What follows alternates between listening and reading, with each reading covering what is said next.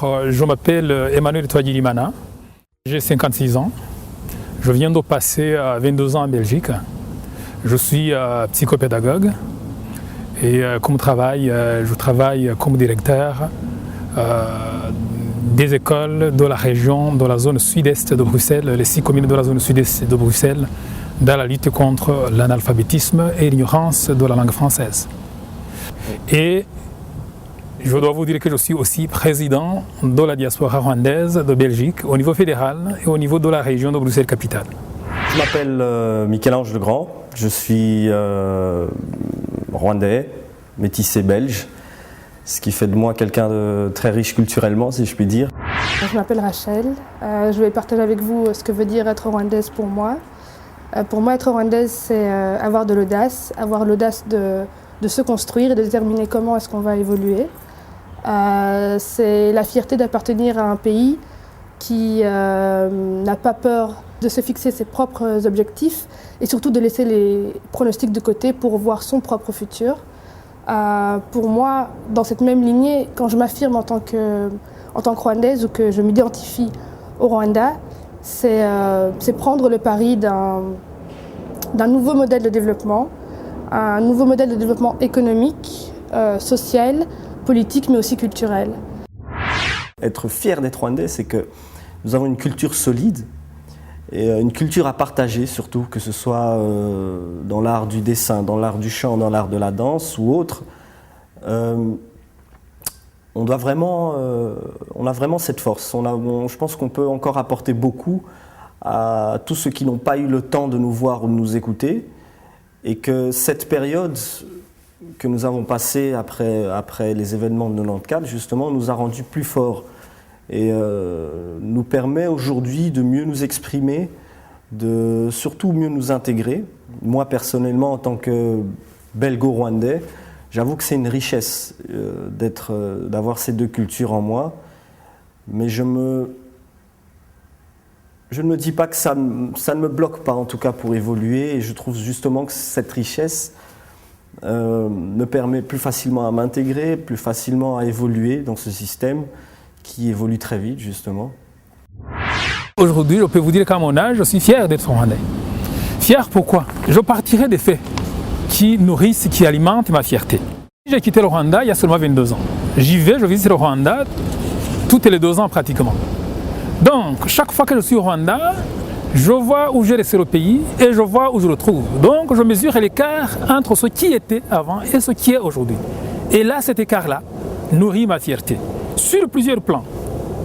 Je prends par exemple l'exemple des écoles, de l'enseignement. Je suis enseignant, je suis psychopédagogue, je vous l'ai dit, j'ai travaillé au Rwanda dans ce secteur. Au niveau de l'enseignement, eh bien, je pense que je peux l'affirmer, je n'ai pas fait de comparaison statistique, je pense que nous avons le système d'enseignement aujourd'hui le plus démocratisé. Donc la démocratisation de l'enseignement au Rwanda, c'est un fait, c'est une réalité. Ça veut dire quoi? Ça veut dire permettre aux masses populaires les plus élevés possibles l'accès à l'enseignement.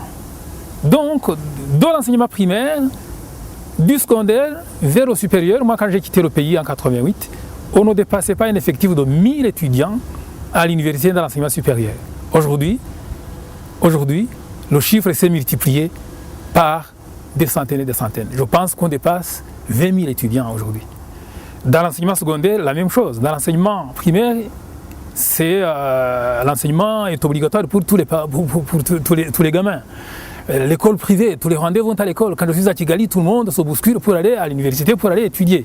Donc, beaucoup de diplômés au Rwanda. Donc, l'enseignement au Rwanda, c'est vraiment démocratisé de manière très significative ces 15 dernières années. Et il faut vraiment le noter, il faut l'acter. Fier d'être Rwandais, pour moi, j'ai beaucoup à dire. J'aurais beaucoup à dire sur ce sujet-là, mais surtout, premièrement, parce que ça nous permet ici, à nous, Rwandais vivant à l'étranger, de pouvoir véhiculer un message qu'on connaît très bien et qui nous a beaucoup aidé ces dernières années. C'est un message d'unité qui nous est justement, je dirais jusqu'à dire, c'est peut-être notre mission à tous de pouvoir le véhiculer à travers tous les pays qu'on aura à visiter, à travers toutes les nationalités avec qui on aura échangé. Avoir un socle de valeurs traditionnelles, mais pouvoir avancer avec ces valeurs vers un avenir, un futur, mais au point de vue mondial. Donc c'est se baser sur un socle et c'est évoluer en même temps.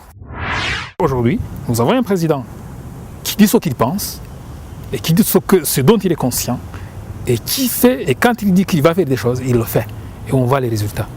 Et quand tu vois, tout l'appareil politique administratif rwandais fonctionne par objectif. Moi j'adore ça. Il fonctionne par objectif. Quand tu fonctionnes par objectif, tu dis aux autres les objectifs que tu te donnes. Tu les évalues. Tu peux communiquer. Tu peux évaluer ce que tu as atteint et ce que tu n'as pas atteint. Et tu peux te donner les moyens pour atteindre ce que tu n'as pas atteint. Le Rwanda travaille comme ça. Uvuye aha ukajya Japan mu Buyapani, ukava aha ukajya Australia, ukava ukajya muri Amerika. Ikintu babanza iyo bakubonye, ikintu cya mbere bakubona ko uri umunyafurika. Icya kabiri barakubaza uri uwo mu kihe gihugu. Iyo usubiza ngo iki. Iyo ugiye kubwira abantu bo muri Australia ngo uri umututsi ntabwo bakumva icyo uvuga icyo ari cyo.